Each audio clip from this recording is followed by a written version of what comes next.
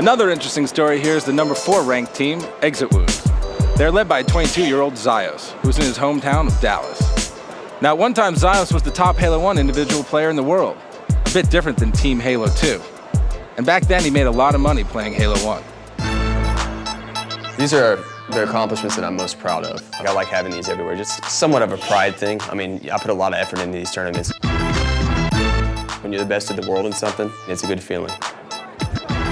But Zyos is no longer the best in the world. He is part of a 4-man team that last week placed 4th. For most teams, that would be great.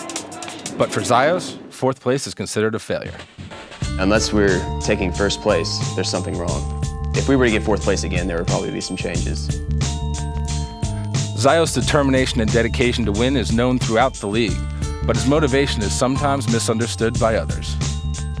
I'm a lot more committed than most people, and I'm also one of the few that actually makes enough money to make a living off this full time. When you have teammates that refuse to get online to practice, that oversleep, that don't call you, and go do something else that night, hang out with friends, go watch a movie, that's stuff that affects me, and that might affect me being able to make rent one month. His no-nonsense attitude to dedication was witnessed firsthand by former teammate Straight Rippin's T-Squared. Actually, I teamed with Zyos. We went to MLG San Francisco about 3 years ago when MLG was first starting. We ended up getting 2nd, and then he just, went haywire and said that our team wasn't dedicated enough. So he ended up not showing up to a tournament. I've done some things in the past that I don't think were wrong. I always thought of them as business decisions, I've tried not to become really too close friends with any of my teammates because, I may have to team with someone else in another tournament.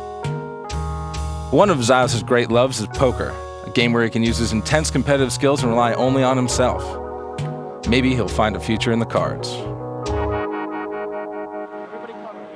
Here in Dallas, Zyos and his team's luck didn't change much. In round 3, they unexpectedly lost to EX 3 games to 2.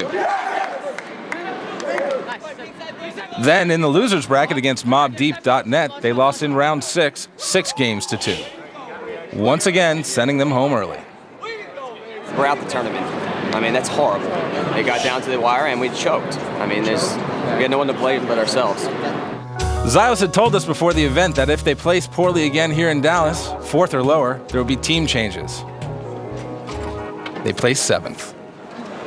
Thanks, Sundance.